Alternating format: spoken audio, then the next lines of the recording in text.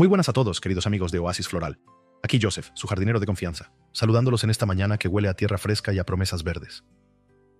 Estaba aquí, precisamente, revisando mis modestas parras, estas jóvenes vides que con tanto cariño estoy intentando guiar por la pérgola. Aún son pequeñas, pero ya muestran ese vigor, esa tenacidad que tanto admiro en el mundo vegetal. Y mientras les quitaba alguna hojita seca y les susurraba palabras de ánimo, sí, ya saben que me gusta charlar con mis plantas. Me ha venido a la memoria una historia maravillosa, una de esas que te reconcilian con la vida y te demuestran el poder increíble que tiene la naturaleza, no solo para darnos alimento y belleza, sino para transformar comunidades enteras. Es la historia de una vid, pero no una vid cualquiera. Es la historia de cómo una sola planta, o más bien su legado, cambió el destino de un pueblo entero. Preparen su taza de té o café, pónganse cómodos, porque este relato tiene el sabor de la tierra antigua y la calidez del sol en un racimo maduro. Hace unos años, en uno de mis viajes por esas rutas secundarias que tanto me gustan, buscando viveros olvidados y jardines con alma, llegué a un pequeño pueblo enclavado en un valle que parecía dormido en el tiempo. Se llamaba Fuente Clara. Y digo, parecía dormido, porque cuando uno llegaba, lo primero que notaba era una cierta melancolía en el aire, casas con la pintura desconchada, alguna ventana cerrada con ese aire de abandono que encoge un poco el corazón. Los jóvenes se habían ido marchando a la ciudad en busca de oportunidades, como golondrinas en otoño, y solo quedaban los mayores, aferrados a sus recuerdos y a una tierra que, aunque fértil, ya no les ofrecía el sustento de antaño. Habían intentado con varios cultivos, pero las modas agrícolas cambian, los precios fluctúan, y el ánimo, a veces, se cansa de luchar contra corriente. Sin embargo, había algo en Fuente Clara que no encajaba del todo con esa primera impresión de declive. En las laderas que rodeaban el pueblo, salpicadas aquí y allá, se veían unas viñas viejísimas, retorcidas, casi escultóricas. Muchas parecían abandonadas, invadidas por la maleza, pero otras, las más cercanas a algunas casas, mostraban signos de un cuidado mínimo, casi reverencial. Preguntando a un anciano que tomaba el sol en un banco de la plaza, un hombre de manos como raíces y ojos llenos de la sabiduría que dan los años y la observación paciente, me enteré de la leyenda, o más bien, de la historia real de la uva madre de Fuente Clara. Resulta que, según contaban los más viejos del lugar, sus antepasados habían vivido durante siglos del cultivo de una variedad de uva autóctona, única de aquel valle. Una uva pequeña, de piel oscura y un sabor intensísimo, capaz de producir un vino con un carácter muy particular, robusto, pero a la vez con notas frutales y un perfume que recordaba al monte bajo en verano. Era la base de su economía y de su orgullo. Pero llegaron tiempos difíciles, plagas como la filoxera, que arrasó viñedos por toda Europa, la competencia de vinos más comerciales y, sobre todo, el éxodo rural. Poco a poco, aquellas viñas ancestrales fueron perdiendo terreno frente a otros cultivos o simplemente frente al olvido. La uva madre, la cepa original de la que supuestamente descendían todas las demás, se convirtió en una leyenda, algo que los abuelos contaban a los nietos con un suspiro de nostalgia. Pero aquí es donde la historia da un giro, amigos, un giro como los que da la vida cuando menos te lo esperas. Un día, un joven del pueblo, llamado Mateo, que había estudiado enología en la ciudad pero que sentía la llamada de su tierra, decidió regresar. Venía con ideas nuevas, pero también con un profundo respeto por la tradición. Escuchó las historias de la uva madre y, en lugar de descartarlas como cuentos de viejos, se propuso encontrarla. Pasó meses recorriendo las laderas, hablando con los ancianos, examinando cada vida abandonada. Muchos lo tomaron por loco. ¿Para qué remover el pasado?, decían algunos.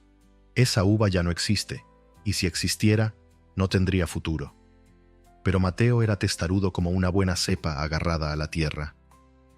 Y un día, en el rincón más olvidado de una finca en ruinas, casi oculta por zarzas y la sombra de un viejo olivo, encontró una vid que no se parecía a ninguna otra. Era increíblemente vieja, con un tronco que parecía una escultura tallada por el tiempo, pero de sus sarmientos cansados brotaban unas hojas de un verde particular y unos incipientes racimos que olían diferente. Don Anselmo, el anciano de la plaza que me contó la historia, recordaba haber ido con Mateo a verla.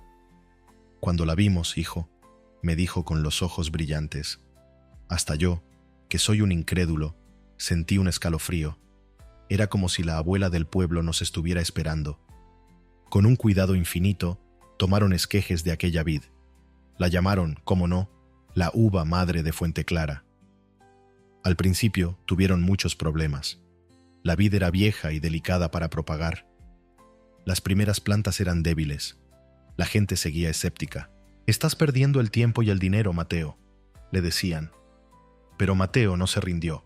Contó con la ayuda de algunos pocos convencidos, entre ellos don Anselmo, que aportó su conocimiento ancestral sobre el terreno y los ritmos de la naturaleza. Estudiaron, experimentaron, aprendieron de los errores. Descubrieron que esa uva necesitaba un tipo de poda muy específico, un suelo con ciertos minerales que solo se encontraban en algunas parcelas del valle, y una paciencia infinita. Recuerdo una anécdota que me contó don Anselmo y que siempre me arranca una sonrisa. Un año, una helada tardía amenazó con destruir los pocos brotes que habían conseguido sacar adelante. Mateo estaba desolado.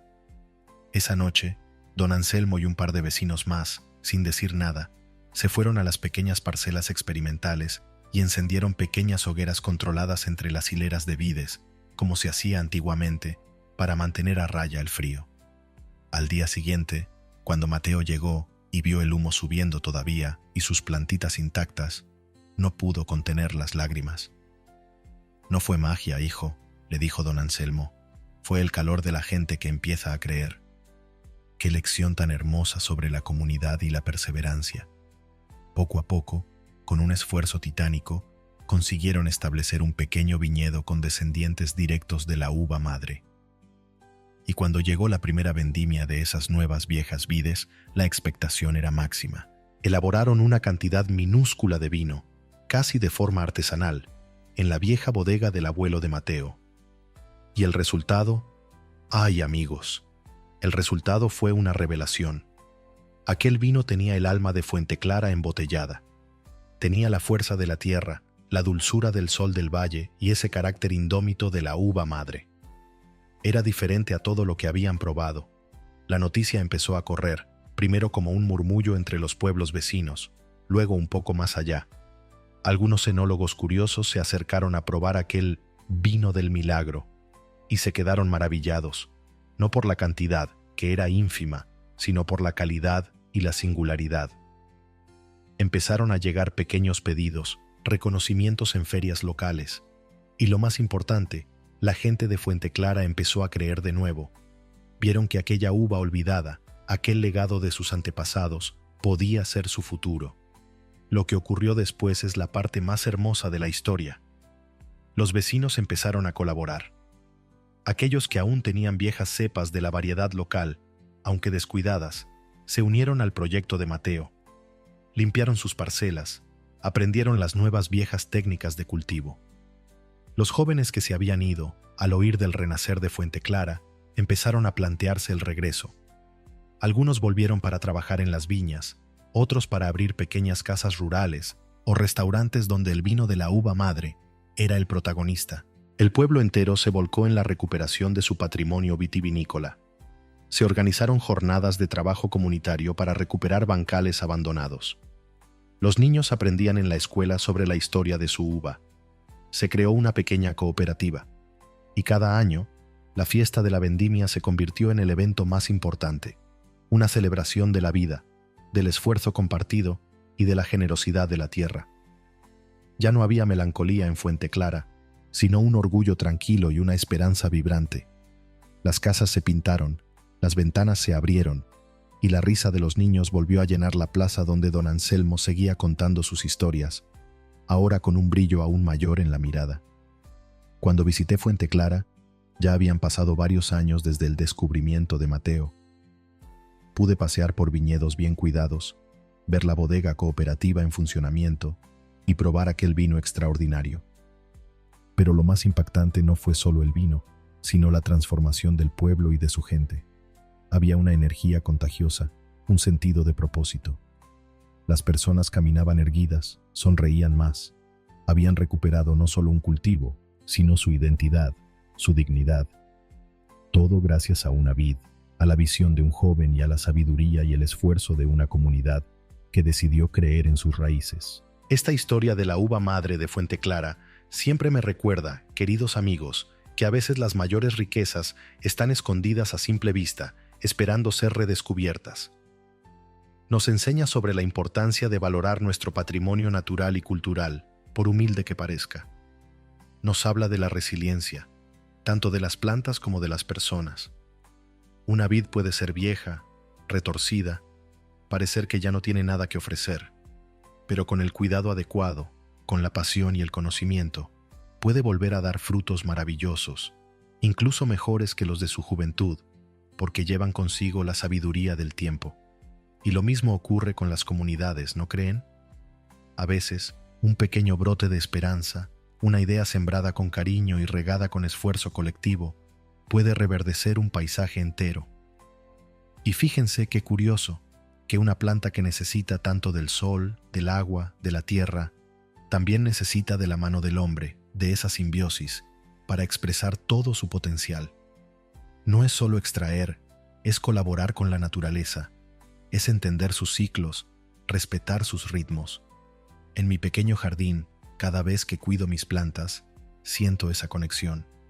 No soy un gran productor como la gente de Fuente Clara, claro, Joseph sonríe, pero el principio es el mismo.